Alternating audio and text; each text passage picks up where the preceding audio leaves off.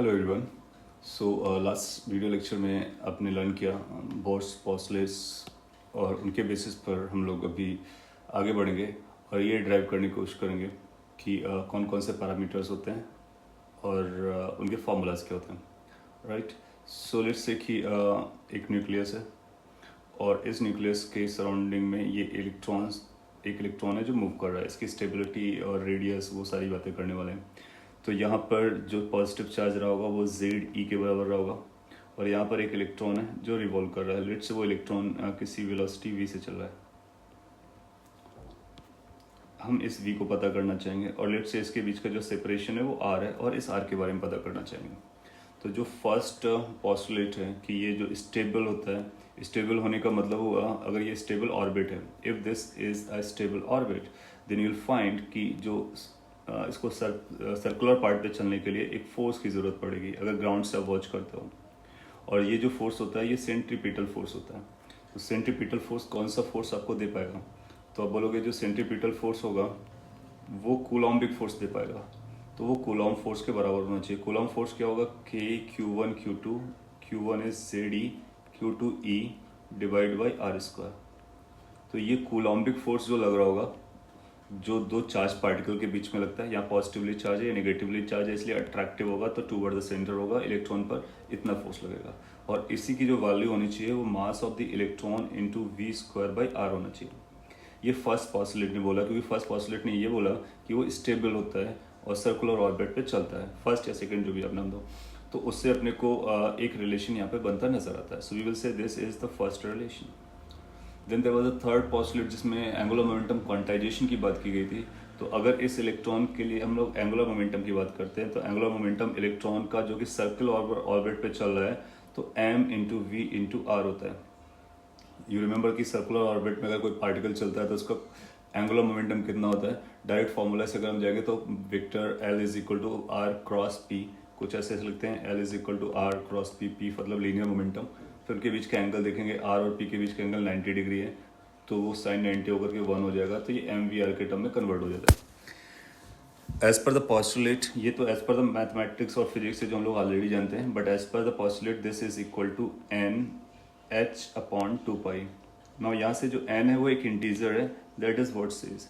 So here n is integer, that means it could be 0 1 2 3 4 5। So ये positive integer है। Zero भी नहीं consider करेंगे क्योंकि जीरो का मतलब वो बहुत कम हो जाएगा। सो ये बेसिकली होगा 1 2 3 4, इस तरह से नंबर होते हैं। सो ये दो जो पॉस्टुलेट से फार्मूलाज बन रहे हैं इसके बेसिस पर आप इसकी वेलोसिटी और रेडियस और टाइम पीरियड, फ्रीक्वेंसी, एनर्जी, उन सब टर्म के बारे में बात कर सकते हैं। कैसे बात कर सकते हैं? सो 1 और 2 को हम लोग यूज़ करते हैं और let's try to solve with him. तो 1 और 2 को अगर आप एक साथ कंसिडर करना चाहो, सो फर्स्ट को थोड़ा सा और सिंप्लीफाई किया जा सकता है। एक तो ये यहाँ से बोलेंगे कि r की वैल्यू एक कैंसिल आउट हो रही है, तो उसको अगर हमने सही से लिखा तो कुछ ऐसा लिख सकते हैं mv² और एक r अपसाइड चला जाएगा। This is equal to k times, ये k क्या है? 1/4 pi epsilon naught, you remember that, और 9 × 10⁻⁹। सो ये जो कोलॉम्बिक फोर्स में यूज़ करते हैं वो वाला k है और ये बनेगा Z E²। Z क्या होगा? जो जिस एटम के बारे में लोग पढ़ रहे हैं उसके लिए नंबर ऑफ प्रोटॉन्स जो होते हैं उसके बारे में बात करेगा। और m क्या है? m is the mass of electrons. जो सारे नंबर्स जो इन्वॉल्व है उनके बारे में आपको याद रखना है। सो ये बनेगा kZe²। ना इसको अगर आप सेकंड के साथ डील करो और सेकंड से इसको डिवाइड कर दो, so let's say divide this by second which is MVR। तो ये बन जाएगा NH/2 पाई, इसंट इट? अब देखोगे कि काफ़ी टर्म्स कैंसिल आउट हो जाएंगे लेफ्ट हैंड साइड में। तो लेफ्ट हैंड साइड में जो अपने को मिल रहा है वो वेलोसिटी मिल रही है। तो वेलोसिटी की जो वैल्यू आ रही है दैट इज k। अब k को आप चाहो तो इस तरह से लिख सकते हो 1/4 pi epsilon not into Z E²। अच्छा ये जो 2 पाई है ऊपर चला जाएगा, सो दैट बिकम्स 2 पाई और डिवाइडेड बाई अपने पास अभी n और h है। 2 पाई से 4 पाई को आप कैंसिल आउट कर सकते हो, थोड़ा सा और सिंप्लीफाई हो जाएगा। सो अगर आप इसको थोड़ा सा और सिंप्लीफाई करेंगे तो v की जो वैल्यू आने वाली है that is going to be Z E² and divided by twice NH epsilon naught, right. इस एक्सप्रेशन में आप देखोगे बहुत सारे नंबर्स हैं जो आप ऑलरेडी जानते हो, जैसे E की वैल्यू आप जानते हो, चार्ज ऑफ इलेक्ट्रॉन है, H की वैल्यू आप जानते हो, एप्सिलॉन नॉट की वैल्यू आप जानते हो। जो नहीं जानते हो वो केवल Z है और N है, तो Z और N को अलग कर लेते हैं और ब्रैकेट पे अपने को जो बच रहा है वो E² divide by twice H epsilon not बच रहा है ना। ये जो E² upon 2H epsilon not है, ये एक नंबर है जिसकी वैल्यू हम लोग कैलकुलेट कर सकते हैं। तो उसकी जो वैल्यू कैलकुलेट की जाती है, तो यहाँ पे मैं लिख देता हूँ E² divide by twice H epsilon not. कई बार हम इसको V0 से लिखना स्टार्ट कर देते हैं और इसकी जो वैल्यू है that comes out to be, in case अगर आप इसको सॉल्व करते हो तो ये आएगा 2.18 इंटू 10⁻⁶ मीटर पर सेकेंड। सो ये मीटर पर सेकेंड में आपको V0 की वैल्यू मिल जाएगी। V0 is this constant. इन दोनों को आपस में कंबाइन करेंगे तो क्या हम ऐसा कर सकते हैं, velocity is equal to Z divide by N into V0, जहाँ पर V0 एक नंबर है जिसकी वैल्यू अपने को पता चल चुकी है। सो हम V0 को भी याद रखेंगे और यहाँ से हमको वेलोसिटी पता चल गई। नो, अब अगर ध्यान से ऑब्जर्व करो तो वेलोसिटी किस बात पर डिपेंड करेगी अपार्ट फ्रॉम दिस वैल्यू, इस बात पर डिपेंड करेगी Z वैल्यू कितनी है, जो न्यूक्लियस हम लोग यूज़ कर रहे हैं या फिर जो एटम हमने चूज़ किया उसके लिए Z कितना है, और N की वैल्यू कितनी है। N की वैल्यूज हमारे लिए 1 2 3 4 होती है अलग अलग ऑर्बिट के लिए। जब हम N को 1 बोलेंगे तो जैसे first orbit, second orbit, third orbit, तो जैसे हमारा ऑर्बिट बढ़ता रहेगा तो आप पाओगे कि उसकी वेलोसिटी या स्पीड जो है वो कम होती रहेगी। जहाँ तक स्पीड के मैग्नीट्यूड का सवाल है तो ये 10⁻⁶ होता है। You think about 10⁻⁶ is a very large value. इसका मतलब जो इलेक्ट्रॉन्स ऑर्बिट में मूव करते हैं वो एक बहुत हाई स्पीड से मूव करते हैं, हाई स्पीड से मूव करते हैं। This is very comparable to the speed of light. Speed of light से ये 100 टाइम्स छोटा है, but still it's very very large value. So इस तरह से ये एक एक्सप्रेशन अपने को मिलता है जो कि क्वाइट इंपॉर्टेंट है। और एक बार हमको V पता चल गया, अब हम सेकेंड एक्सप्रेशन को यूज़ कर सकते हैं और वहाँ से हम R के बारे में बात कर सकते हैं। So let's talk about the value of R, how we are going to calculate that.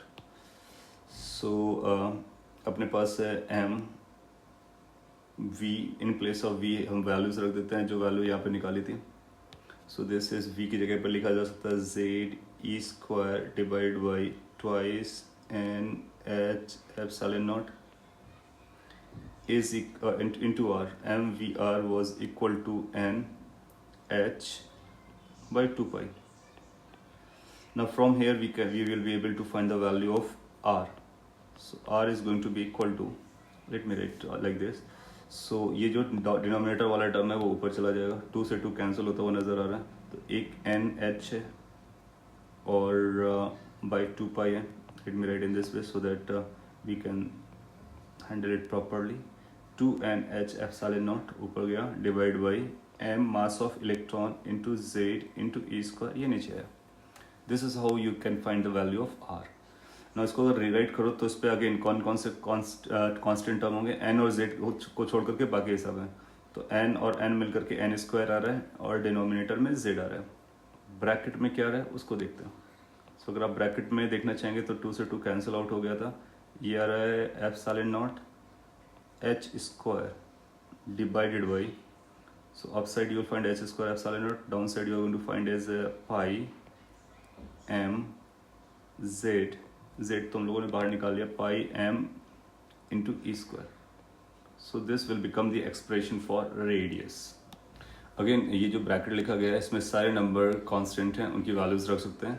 जैसे उनकी वैल्यू रखोगे तो उसको हम R0 बुला सकते हैं. तो हम लोग एज्यूम कर लेते हैं कि जो R0 है उसकी वैल्यू है epsilon not H² divided by pi M E².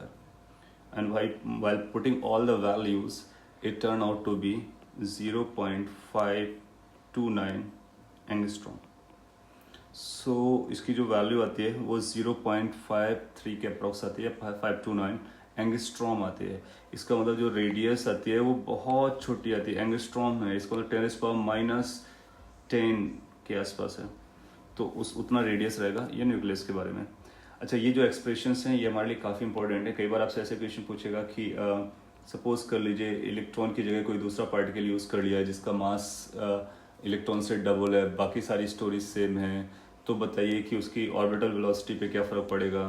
तो आप बोलोगे ऑर्बिटल वेलोसिटी में मास का एक्सप्रेशन नहीं आता है, तो इसमें से इस मास का एक्सप्रेशन नहीं आया, इसका मतलब है कि वेलोसिटी विल रिमेन अनचेंज्ड।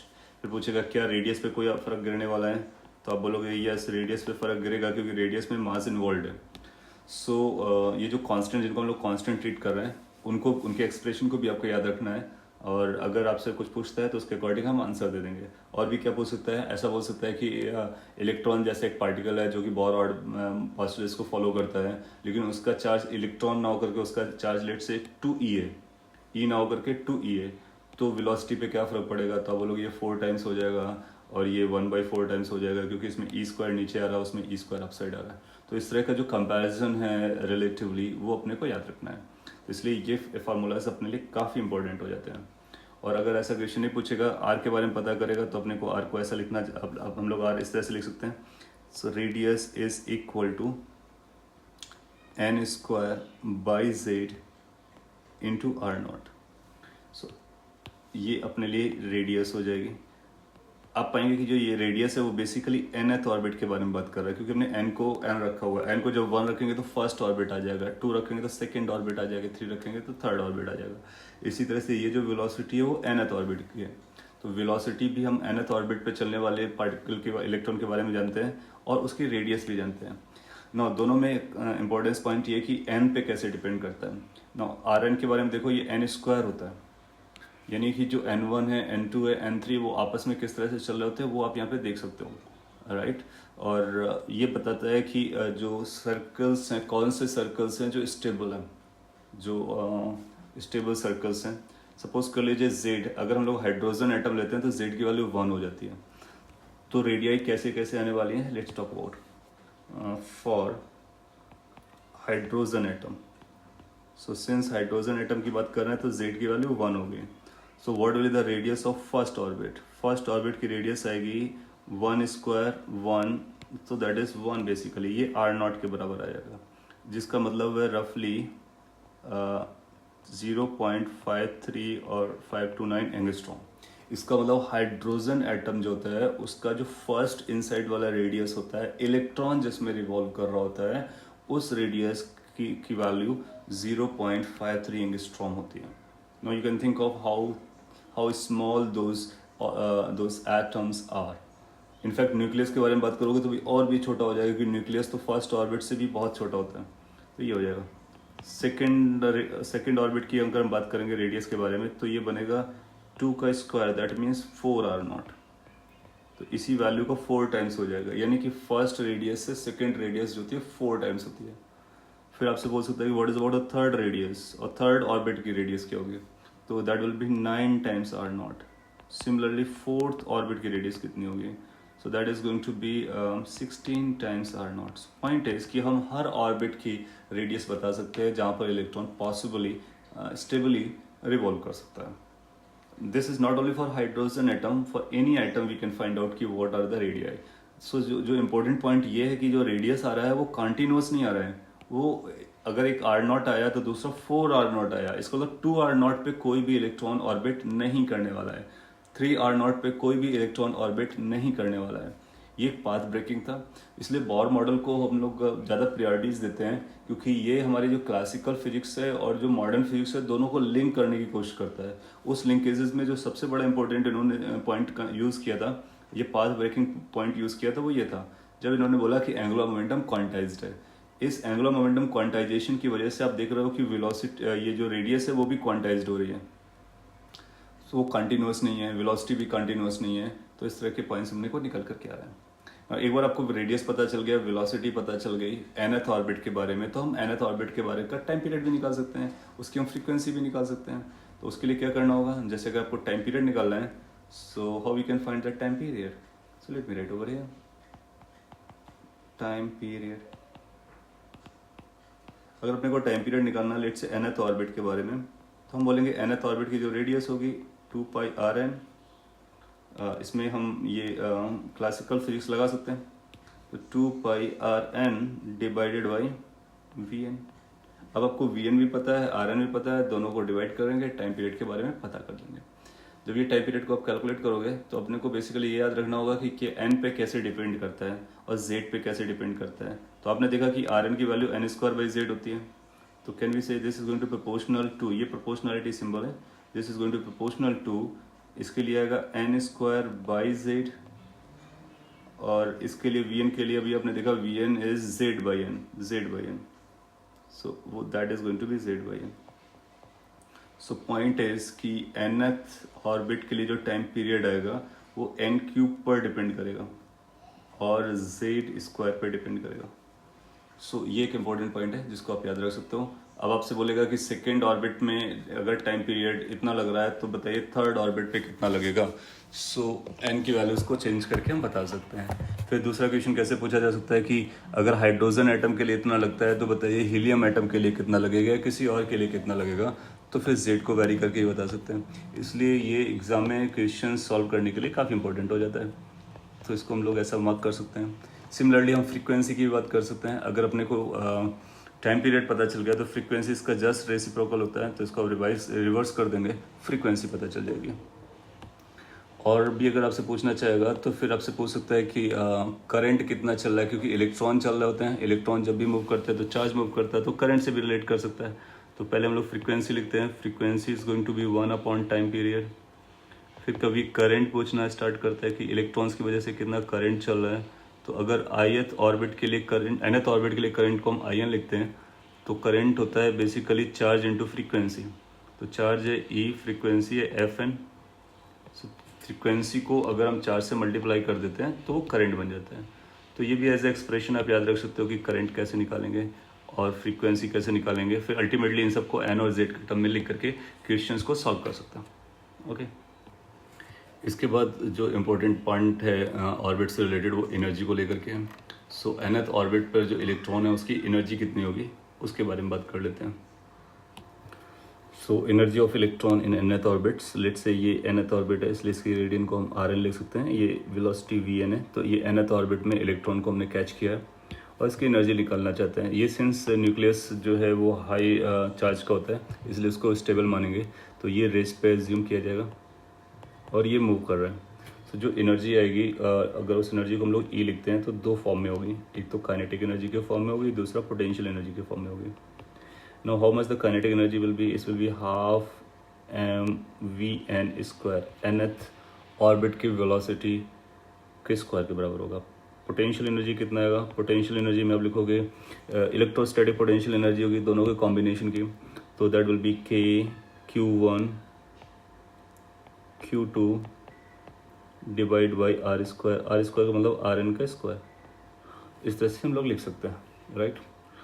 अगर इसको आर एन का स्क्वायर नहीं होगा क्योंकि फोर्स होता है, के Q1 Q2 अपॉन आर होता है, करेक्ट कर दिया। एनीवे नाउ इसके बाद इसको आप चाहें तो और सिंप्लीफाइड वर्जन पर निकाल सकते हो, क्योंकि हम लोग जानते हैं कि जो सेंट्रीफ्यूगल या सेंटीपिटल फोर्स था that was mvn square by R N. इसकी जो वैल्यू रही होगी वो force wise K Z E into E upon R N square रही होगी। यहाँ पर माइनस साइन को मैंने नहीं लिखा है क्योंकि वो इस साइड रहा होगा, प्लस रहा होगा, उसके बाद जीरो रहा होगा, तो मैग्नीट्यूड्स आर इक्वल। और यहाँ पर माइनस क्यों लिखा है, क्योंकि आप जानते हो एनर्जी में चार्ज का साइन मैटर करता है। तो अपने को एम वी स्क्वायर इसकी वैल्यू पता चल जाएगी। एम वी स्क्वायर की वैल्यू अगर यहाँ से निकालना चाहें तो क्या निकल के आएगा, M V N square, that will become, एक आर एन कैंसिल आउट हो जाएगा। अगर आपका एक आर एन कैंसिल आउट हो गया सो क्या हम इसको लिख सकते हैं, this is going to be K into Z into E square divide by R N. Now let's place over here, so that total energy converts into K Z E square divide by 2rn। ये 2rn क्यों होगा, क्योंकि half हमारे पास already था, minus यहाँ से जो बन रहा है वो के Z E square divide by rn। अगर दोनों को ध्यान से देखेंगे तो सिमिलर टाइप के टर्म्स हैं, बस सेकंड वाला ये फुल है और ये हाफ है। तो इन दोनों को जब हम ऐड अप करेंगे तो अपने को कुछ ऐसा मिल जाएगा, minus K Z E square divide by 2rn। सो जो टोटल एनर्जी आ रही है that is basically a negative energy. तो जब कभी टोटल एनर्जी नेगेटिव आती है तो हम लोग जानते हैं कि ऐसा सिस्टम बाउंड सिस्टम होता है, तो इसका मतलब electron is bound together with Ze. So as long as the total energy remains negative the system will remain bounded. इसको फर्दर सिंप्लीफाई कर सकते हैं. तो अगर अपने को फर्दर सिंप्लीफाई करना है तो ई की जो वैल्यू आ रही है that can be written as minus K Z E square divide by 2. R N की वैल्यू को अपने को प्लेस करना होगा. आर एन को हम लोग ऑलरेडी कैलकुलेट कर चुके हैं. तो आपको अगर ध्यान से ऑब्जर्व कराएं तो फिर ये आर एन की वैल्यू ये लिखी हुई है, this is R N, right. उसको सिंप्लीफाइड वर्जन में हम N square by Z into R naught बोलते हैं, जहाँ पर आर नॉट ए नंबर है. तो इसको हमको आर नॉट पता है, तो हम लोग इसको इस तरह से भी लिख सकते हैं एन स्क्वायर बाई जेड. तो यहाँ पर हम लोग लिखेंगे N square by Z into R naught. Let say R naught का भी एक्सप्रेशन एक बार के लिए लिख देते हैं ताकि अपने को पूरा एक्सप्रेशन पता रहे. आर नॉट का एक्सप्रेशन है epsilon naught H square. So that's epsilon naught H square divided by pi M E square. Check कर लेते हैं और इसके बाद इसको इनकी वैल्यूज को हम लोग बाद में प्लेस कर सकते हैं. So it was epsilon naught H square upon pi M E square. तो ये उस तरह के क्वेश्चंस को सॉल्व करने में हेल्पफुल रहेंगे जब वो बोलेगा कि मास चेंज हो गया, कोई हाइपोथेटिकल कंडीशंस बनाएगा. So this can further be simplified as minus Z और एन को अलग कर लेते हैं तो ये बनेगा Z square divide by N square in bracket कोई टर्म आने वाला है, उस टर्म में ये आएगा K pi M E raise to power 4 divided by, अगर हम डिनोमिनेटर की बात करेंगे तो ये आएगा twice epsilon naught H square. यहाँ पर के को भी चाहो तो आप के को प्लेस कर सकते हो 1/4 पाई एप्सिलॉन नॉट. सो ई का जो एक्सप्रेशन है वो कुछ ऐसा आ जाएगा minus Z square divide by N square by replacing K by 1/4 pi epsilon naught. तो 4 पाई कैंसिल हो जाएगा और एक 4 नीचे आएगा तो 8 हो जाएगा. तो अपने पास आएगा M E raise to power 4 divide by 8. एक एप्सिलॉन नॉट ऑलरेडी था, एक फिर से आया तो epsilon naught square H square, right. So this will become the expression for energy of electron in that orbit. इसके बाद एक टर्म यूज़ करेंगे ई नॉट. ई नॉट का मतलब होगा M E raise to power 4 divided by 8 times epsilon naught square epsilon naught square and H square. इनकी values को रख करके जब आप सिंप्लीफाई करेंगे तो आप पाएंगे कि एक काफ़ी सिंप्लीफाइड वर्जन आता है और इसकी वैल्यू 13.6 के बराबर आती है. 13.6 इलेक्ट्रॉन वोल्ट. तो ये इलेक्ट्रॉन वोल्ट में 13.6 आता है. तो ई नॉट अपने लिए एक इम्पोर्टेंट एक्सप्रेशन बन गया. तो अपने पास जो ई की डेफिनेशन आ रही है तो E could also be written as equal to minus 13.6 Z square divide by N square which we can write as E naught as well. So ये टोटल एनर्जी का एक्सप्रेशन आ गया. तो जब कभी टोटल एनर्जी आपसे पूछा जाए तो आप इसको यूज़ कर सकते हो, जहाँ पर ई नॉट का मतलब 13.6 इलेक्ट्रॉन वोल्ट के बराबर हो जाता है. फाइन. सो ये जो एनर्जी आएगी अपने को ये ख्याल रखना है कि ये आंसर किस पर आएगा, इलेक्ट्रॉन वोल्ट पर आएगा और जो जनरली आपसे इलेक्ट्रॉन वोल्ट पर पूछेगा. सो पॉइंट इज़ कि अब हम एनर्जी को कंपेयर कर सकते हैं. ये nth ऑर्बिट की एनर्जी है. फर्स्ट ऑर्बिट के लिए इनको 1 रखना होगा डिपेंड अपॉन कौन सा मॉलिक्यूल हम लोग यूज़ कर रहे हैं या कौन सा एटम यूज़ कर रहे हैं, तो उसके अकॉर्डिंग जेड डिसाइड हो जाएगा. कई बार क्या होता है कि आपसे कंपेयर करा लेता है कि काइनेटिक एनर्जी और पोटेंशियल एनर्जी के बारे में बात कीजिए. तो ये अपने लिए काइनेटिक एनर्जी था और ये पोटेंशियल एनर्जी था. तो that was kinetic energy, that was potential energy. Can you compare कि काइनेटिक एनर्जी पोटेंशियल एनर्जी में क्या चल रहा है, और ये अपने के लिए टोटल एनर्जी है. तो आप देखोगे जो मैग्नीट्यूड है इसका और जो काइनेटिक एनर्जी का मैग्नीट्यूड है वो बराबर होता है. जो पोटेंशियल एनर्जी का मैग्नीट्यूड होता है वो ट्वाइस होता है, राइट. सो अपने को एक ये भी रूल याद रख सकते हैं कि फाइनली जो काइनेटिक एनर्जी आती है जो कि हमेशा पॉजिटिव होगी वो पोटेंशियल एनर्जी का हाफ होती है, half of the potential energy होती है. और यही equal to the total energy होती है, टोटल एनर्जी का मैग्नीट्यूड होता है. सो टोटल एनर्जी का magnitude is equal to kinetic energy of nth orbit which is equal to half of the potential energy of nth orbit. So ये energy का जो relation है ये भी इंपॉर्टेंट है, कई बार आपसे थ्योरेटिकल क्वेश्चन पूछ सकता है। और इसको अगर आप कंपेयर करोगे तो जो आपने ग्रेविटेशन पढ़ा था कुछ उससे सिमिलरिटी मिलती नजर आएगी। उस पर भी हम लोग देखते थे टोटल एनर्जी कैसा आता था, निगेटिव आता था। तो ये जो एटॉमिक मॉडल था इस पर भी ये पॉइंट था कि इस तरह से मूव कर रहे हैं जैसे सन के अराउंड प्लैनेट्स मूव करते हैं, उसी तरह न्यूक्लियस के अराउंड इलेक्ट्रॉन्स भी रिवॉल्व करते हैं। सो अपने को एनर्जी का एक्सप्रेशन मिल गया है और उससे पहले radius, velocity, time period, frequency और करंट का भी एक्सप्रेशन मिल गया है। इन पर बेस्ड आपसे क्वेश्चन पूछे जाते हैं। Fine, now based on this expression of energy, जैसे हम लोगों ने हाइड्रोजन के लिए रेडियस का लेवल देखा था और वेरिएशन देखा था, तो इसके लिए भी देख लेते हैं। और मोस्टली क्वेश्चन हाइड्रोजन के बारे में बात करता है। तो फॉर हाइड्रोजन एटम, जब हम लोग हाइड्रोजन एटम कर रहे हैं तो जेड की वैल्यू 1 हो गई है। उसके लिए एनर्जी लेवल्स क्या क्या आएंगे वो देखते हैं।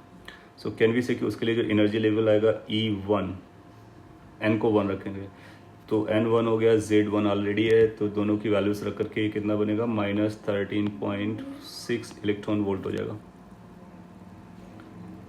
फिर अगर अपने को E2 निकालना हुआ, E2, तो जब E2 कैलकुलेट करेंगे तो फिर n को 2 कर देंगे तो ये 4 हो जाएगा। इसको 4 से डिवाइड करेंगे, जब इसको 4 से डिवाइड करोगे तो ये बनेगा -3.4 इलेक्ट्रॉन वोल्ट।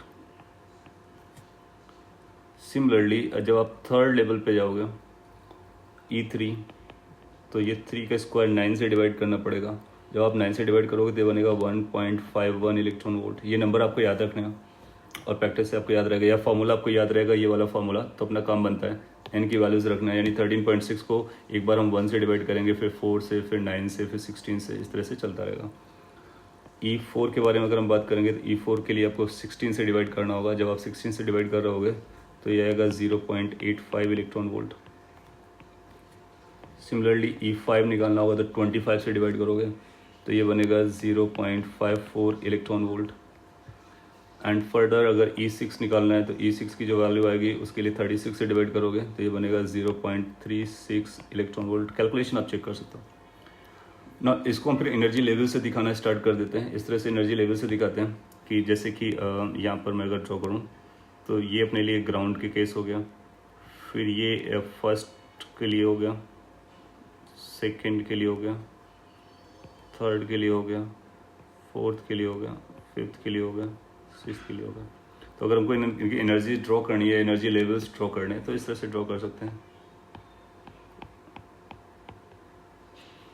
नाउ इसमें जो फर्स्ट है ये इंडिकेट कर रहा है n = 1, ये n = 2, ये n = 3, this is for n = 4, n = 5, n = 6 and so on, और finally n = tending to infinite. तो हम इनफाइनाइट तक उसको काउंट कर सकते हैं। नाउ यहाँ पर जो एनर्जी आएगा that will be E1, you can call it as E1, that is -13.6 Z²। ये किसी भी एटम के लिए, वो हाइड्रोजन एटम के लिए हमने वो निकाला था, for hydrogen like atom, for hydrogen like atom, जिसके लिए Z आपको बताया जाएगा। उस Z को यूज़ करके हम कैलकुलेट करने की कोशिश करेंगे कि एनर्जी लेवल्स कैसे कैसे वैरी करती हैं, राइट। सो इसलिए Z को मेंटेन किया है। अगर हाइड्रोजन होगा तो Z को 1 कर देंगे क्योंकि Z² आ रहा था एक्सप्रेशन में, अगर आपको याद हो। Let me show you that expression. Z² upside था तो उसकी वजह से ये आ रहा है। तो ये जो एनर्जी लेवल है वो अपने को समझना है। दूसरा जो सेकंड का एनर्जी लेवल आएगा that is going to be E2। E2 की वैल्यू आ जाएगी -3.4 Z²। ये सारे इलेक्ट्रॉन वोल्ट पर है। सिमिलरली हम E3 की वैल्यू पता कर सकते हैं, E4 की वैल्यू पता कर सकते हैं, E5 की वैल्यू पता कर सकते हैं, E6 की वैल्यू पता कर सकते हैं। E इनफाइनाइट की वैल्यू कितनी होगी, कैन यू फाइंड कि वो 0 हो जाएगी, क्योंकि वो n² नीचे है तो 0 को टेंड करेगा। तो ये 0 एनर्जी लेवल है और ये नीचे एनर्जी है, तो इसका मतलब है ये डाउन साइड वाला नेगेटिव था तो ऊपर की तरफ बढ़ रहा है। अगले को भी आप चाहो तो लिख सकते हो -1.51 Z² आएगा। इसको भी लिखना चाहो तो लिख सकते हो -0.85 Z² आ जाएगा। सिमिलरली इसके बारे में भी बता सकते हो 0.54 Z² आएगा। एंड फाइनली इसके बारे में भी हम लिख सकते हैं 0.36 Z² आएगा। Z की वैल्यू 1 कर देंगे तो हाइड्रोजन के लिए हो जाएगा। फिर ट्रांजिशंस हैं। अगर 1 से 2 तक जाएगा तो फिर इसका एनर्जी गैप निकालेंगे। इस स्पेक्ट्रम को याद रखने से फ़ायदा क्या है? फ़ायदा ये है कि आपको एनर्जी लेवल्स पता रहेंगे। अब कभी आपसे बोलेगा कि 3 से 1 पर आता है तो बताइए कितना एनर्जी इमिट करेगा, तो इसके करस्पॉन्डिंग 3 और 1 की एनर्जी को हम लोग सब्ट्रैक्ट कर देंगे, डायरेक्टली अपने को रेडिएशन एनर्जी पता चल जाएगी, राइट। तो इस तरह से हम इनका एनर्जी स्पेक्ट्रम बना देते हैं। और ये हाइड्रोजन लाइक के लिए बनाया गया है। हाइड्रोजन होगा तो जेड की वैल्यू को 1 रखने का, दैट्स ऑल, राइट। तो इस तरह से अपने को एनर्जी स्पेक्ट्रम समझता है और इसको याद रखना होता है। Now on the basis of this energy spectrum हम लोग बहुत सारे पॉइंट्स पता करने वाले हैं कि किस तरह के लाइन्स आएंगी, कितनी लाइन्स आएंगी, spectral lines, emission lines, hydrogen atom का, हाइड्रोजन लाइक एटम का सीरीज़, और भी कैलकुलेशंस जो हैं वो हम लोग इस पर बेस्ड करने वाले हैं। So that will be part of for the next video. सो इस वीडियो में आपने बोर मॉडल के बारे में पढ़ा, उसका मैथमेटिकल वर्जन, उसमें formulations, all are very very important. So just make your note and remember them well. It's also going to be helpful for you in chemistry, so it's going to be a common topic for both this physics and chemistry, so hence you must prepare it as well as possible. Thank you again.